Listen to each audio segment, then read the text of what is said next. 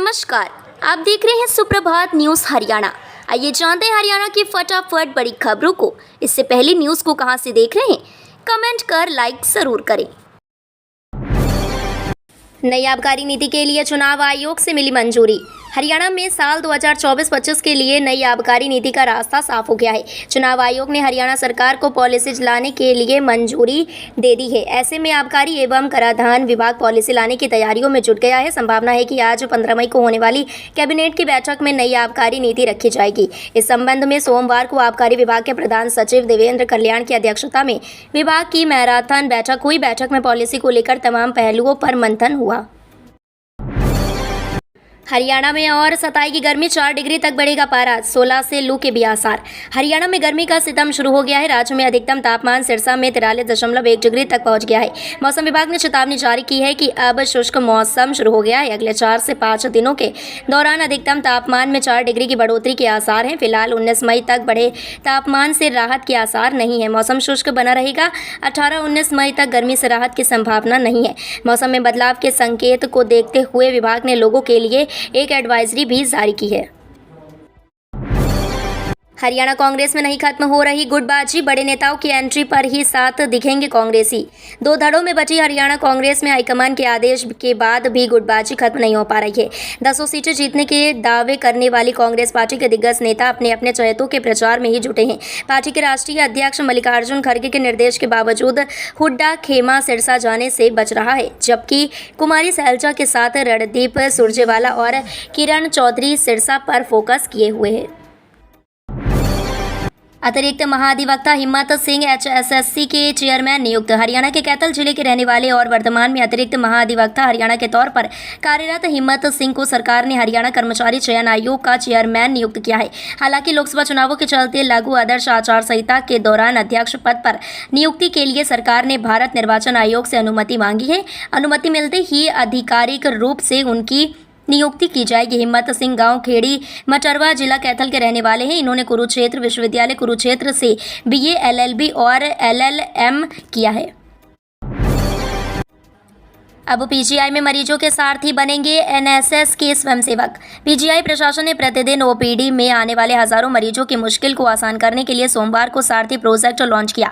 ये प्रोजेक्ट शहर के कॉलेजों के सहयोग से उनके NSS के स्वयंसेवकों की मदद से चलाया जाएगा। स्वयंसेवक मरीजों को सही रास्ता दिखाने के साथ ही उनकी हर मुश्किल आसान करने का प्रयास करेंगे। इसके लिए उन्हें विशेष प्रशिक्षण भी दिया जा रहा है। इसकी शुरुआत सेक्टर 10 स्थित सरकारी पॉलीटेक्निक कॉलेज फॉर वुमेन के 22 NSS स्वयंसेवकों के साथ की गई है। पीएम नरेंद्र मोदी 18 मई को हरियाणा में भरेंगे हुंकार। प्रधानमंत्री नरेंद्र मोदी हरियाणा के गोहाना में 18 मई को भाजपा के पक्ष में रैली करेंगे। भाजपा के लोकसभा चुनाव प्रबंधन समिति संयोजक और राज्यसभा सांसद सुभाष बराला ने पार्टी के मंगल कमल कार्यालय में प्रेस कॉन्फ्रेंस करके आगामी कार्यक्रमों की जानकारी देते हुए यह जानकारी दी है। उन्होंने बताया कि एक बार फिर से हरियाणा प्रदेश की पावन धरा पर जनता को संबोधित करने प्रधानमंत्री नरेंद्र मोदी गोहाना में 18 मई को दोपहर 3:30 बजे आएंगे। राज्यसभा सांसद सुभाष बराला ने बताया कि चुनावी माहौल में भाजपा के सभी वरिष्ठ नेता दिन रात भाजपा संगठन को मजबूती देते हुए लगातार जनसभाएं कर रहे हैं। इस बार टीम बदलकर मैदान में उतरे कई खिलाड़ी, अब डैमेज कंट्रोल करने की बारी।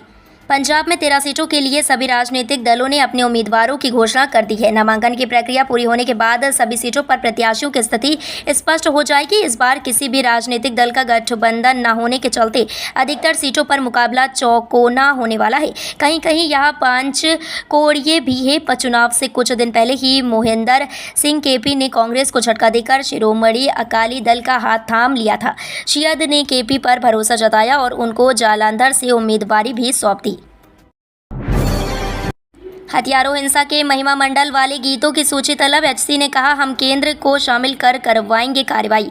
पंजाब में हथियारों व हिंसा का महिमा मंडल करने वाले गीतकारों पर अब हाईकोर्ट की तलवार लटक गई है। हाईकोर्ट ने पंजाब सरकार को ऐसे गीतों की सूची तैयार कर सौंपने का आदेश दिया है। इसके साथ ही हाईकोर्ट ने पंजाब सरकार से पूछा है कि ऐसे गीतों के मामले में कितनी FIR दर्ज की गई है। इसका ब्यौरा अगली सुनवाई पर सौंपा जाए।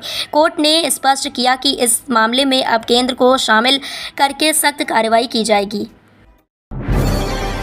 हरियाणा में बीजेपी हाईकमान की गाइडलाइन दरकिनार। लोकसभा चुनाव प्रचार के दौरान हरियाणा के सिंचाई मंत्री अभय सिंह यादव बीजेपी हाईकमान की गाइडलाइन को भी दरकिनार करते नजर आ रहे हैं। वह अपनी ही पार्टी के उम्मीदवारों की रैली में शामिल नहीं हो रहे। यादव सिर्फ अपनी विधानसभा सीट नांगल चौधरी तक सिमटे हैं। अहिरवाल के बाकी इलाकों में प्रचार से उन्होंने दूरी बना रखी है, जबकि बीजेपी हाईकमान चाहता है कि सारे नेता एकजुट होकर चुनाव मैदान में काम करें। हरियाणा में केंद्रीय नेताओं की एंट्री से ही एक मंच पर नजर आएंगे कांग्रेसी। दो धड़ों में बटी हरियाणा कांग्रेस में हाईकमान के आदेश के बाद भी एक गुटबाजी खत्म नहीं हो पा रही है। 10 सीटें जीतने के दावे करने वाली कांग्रेस पार्टी के दिग्गज नेता अपने अपने चहेतों के प्रचार में ही जुटे हैं। पार्टी के राष्ट्रीय अध्यक्ष मल्लिकार्जुन खड़गे के निर्देश के बावजूद हुड्डा खेमा सिरसा जाने से बच रहा है, जबकि कुमारी सैलजा के साथ रणदीप सुरजेवाला और किरण चौधरी सिरसा पर फोकस किए हुए हैं।